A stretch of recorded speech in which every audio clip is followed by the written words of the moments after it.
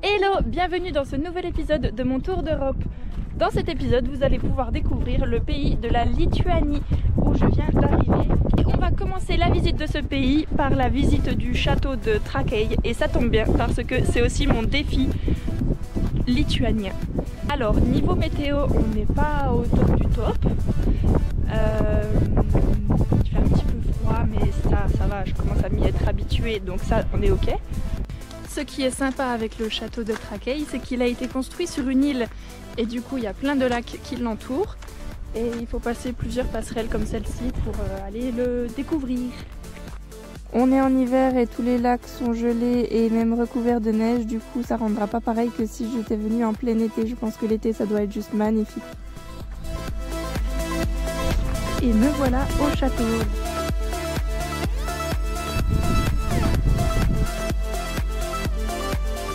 Et bon, on va aller se prendre un petit ticket pour le visiter en profondeur. À la casa. Thank you.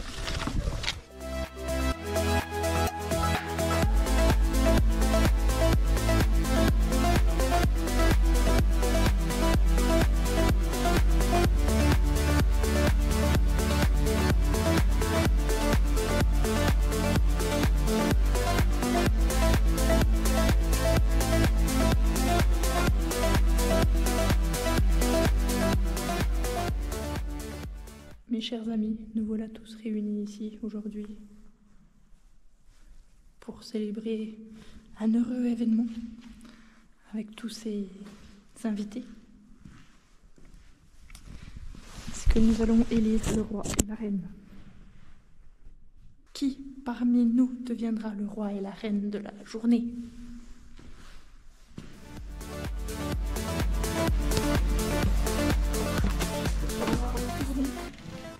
Je vais maintenant aller visiter la pièce la plus importante du château. Celle-là. Mais je ne vous montrerai rien. Bah franchement, la visite valait le coup. Mais bon, je pouvais pas vous montrer.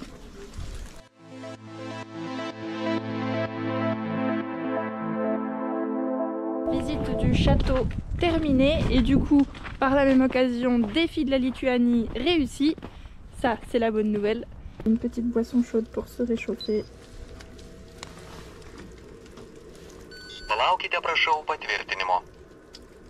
Oui, d'accord, monsieur. Pasirinkite. Ačiū ir viso gero. You're welcome. Comme ça va me réchauffer un petit peu pour le trajet retour. Bon, et je vais rester là avec Roméo pour le reste de la journée. Et je pense que je vais aussi dormir ici parce que c'est un parking qui a l'air tranquille. Il y a quelques maisons par là-bas, mais elles sont un peu loin. Là, c'est des maisons en construction. Je suis au bord du lac, même si on voit pas trop que c'est un lac. Mais ça a l'air tranquille, alors je vais me poser ici. Retour du soleil ce matin, ça fait plaisir. On a bien dormi avec Roméo sur ce petit parking. Et en plus, j'avais même pas vu que j'avais vu sur le château qui était ici. Et maintenant que je sais que c'est possible de marcher sur le lac, forcément il fallait que je fasse bien m'amuser un petit coup.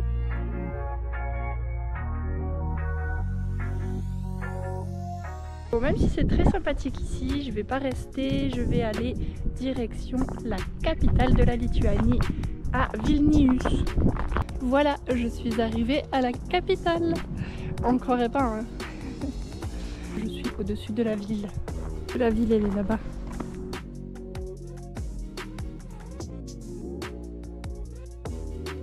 Et voilà, comme ça permet de voir tout ce qu'il y a à voir dans la ville. Pas mal. Bon, maintenant, il faut aller dans la ville.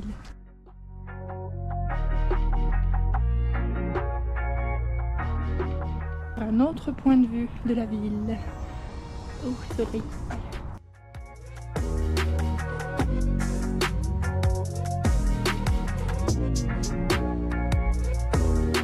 En tout cas, Vilnius est une petite ville. Parce que si je la compare à la France, il y a autant d'habitants à Grenoble qu'à Vilnius. Donc c'est pas une très grande ville et ça me plaît, c'est sympa.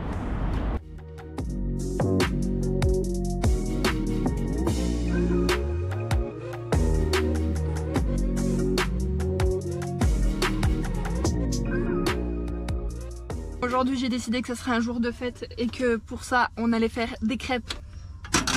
J'ai un shaker, alors je vais tester de faire la pâte à crêpes dans le shaker, voir si ça fonctionne. Touc.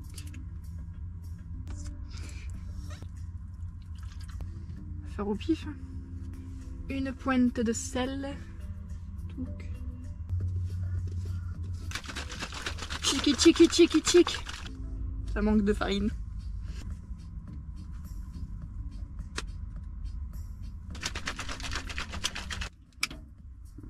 Fais chauffer la poêle. La poêle ou la poêle? Là ça va être un pancake mon truc. Il y a un petit peu d'aigre, moi j'ai connu mieux les crêpes. Presque. C'est la première elle est toujours ratée. Elle cuit en mode wrap.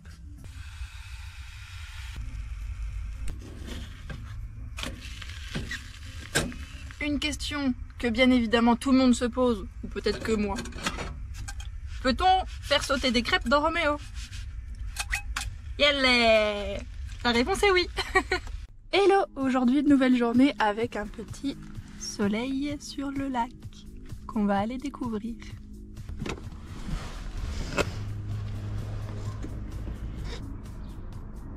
Je suis dans la ville de Elektrenei. Je me suis posée au bord d'un lac. Hier soir il faisait pas beau, mais je savais que ce matin j'allais avoir le beau lever de soleil. Je vais aller faire une petite balade pour découvrir un parc d'attractions abandonné. Nous avons ici 3 types de pêcheurs, celui qui pêche à moitié dans les roseaux, celui qui pêche dans l'eau et enfin celui qui pêche dans la glace. Et moi qui fais mumuse avec la glace.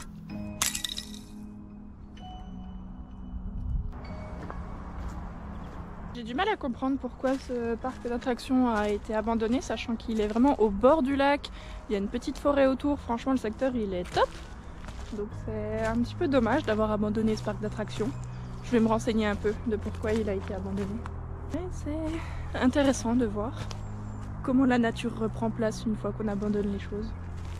Bon après si c'est un parc d'attractions avec une seule attraction, je peux comprendre qu'il ait été abandonné. C'est pas vraiment un parc.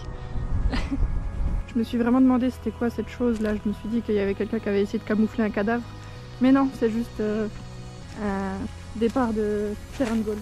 Enfin c'est un point de terrain de golf. Ouais mais en même temps quand t'es dans un lieu abandonné comme ça, les idées sont pas forcément très communes.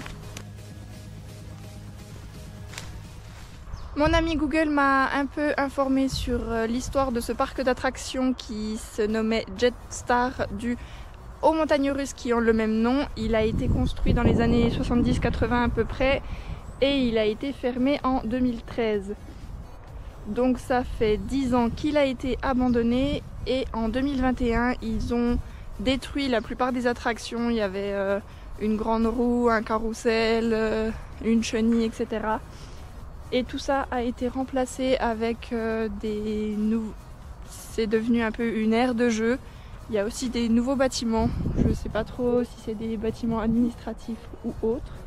Là où il y a désormais un skatepark, il y avait anciennement le manège La Chenille.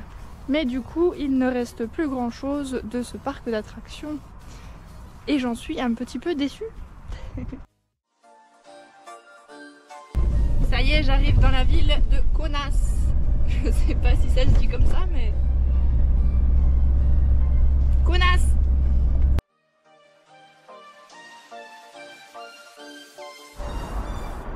Je me suis garée un peu au-dessus de la ville. Il y a un funiculaire juste là pour descendre dans la ville. Mais il y a le monsieur, il dort dedans. Du coup, j'ose pas trop déranger. Hein. Il doit pas avoir beaucoup de clients, je pense, qui veulent descendre en bas. Du coup, on va le faire à pied, hein. C'est pas plus mal. Assurez-moi, il n'y a pas qu'à moi que ça arrive de rigoler toute seule, mais genre sans raison. Juste, il fait beau, je suis contente et je rigole. Mais limite en fou rire. Hein.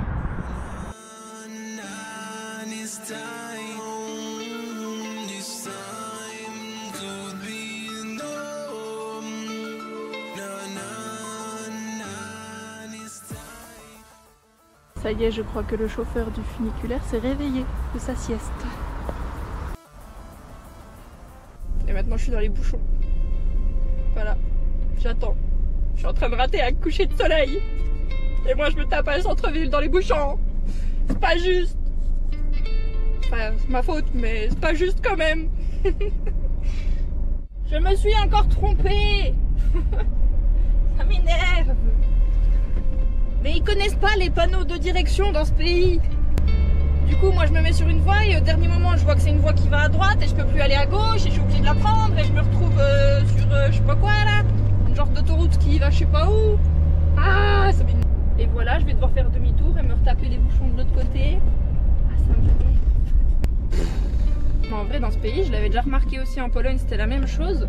Il n'y a pas de panneau de direction. Là, j'arrive à un giratoire, il n'y a aucun panneau de direction de où va où.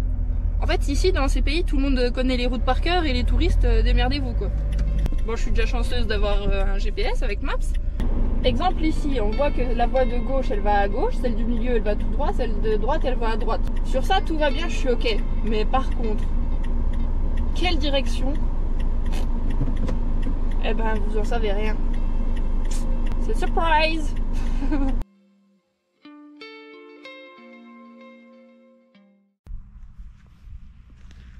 Un petit arrêt rapide à la colline des Croix.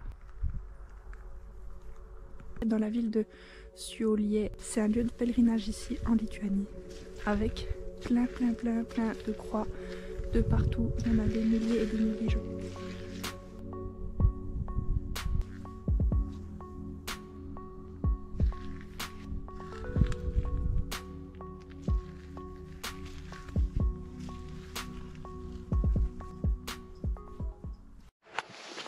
Petit réveil en pleine nature, j'ai hyper bien dormi cette nuit, c'était hyper tranquille.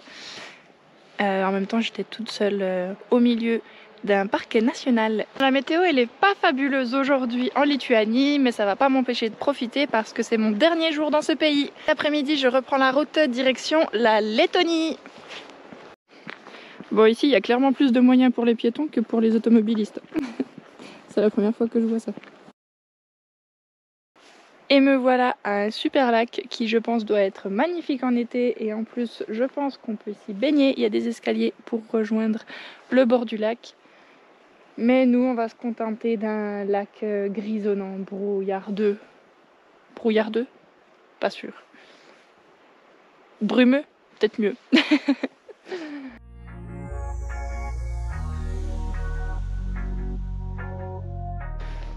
En tout cas l'été ce parc ça doit être vraiment très sympa et très animé. Il y a pas mal de petits espaces aménagés comme ici avec pas mal de tables, de barbecue, d'espace pour aller au bord du lac. Ça donne envie de revenir ici en été. Sculpturos. Est-ce que ça ne serait pas les sculptures que j'aperçois là-bas?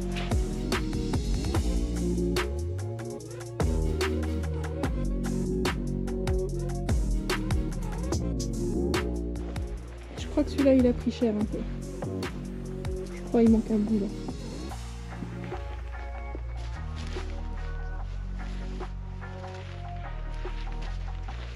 Après cette belle rencontre de l'homme des forêts avec qui je suis devenue un petit peu intime, j'aurais peut-être pas dû lui faire des bisous mais bon, je pouvais pas m'en empêcher.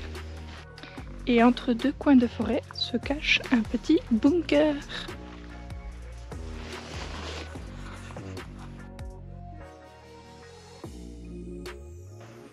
Bon, eh bien, il n'y a pas grand chose. C'est vraiment juste un bloc. Je vais ressortir de là. Après, on va encore me dire que je fais des trucs de ouf.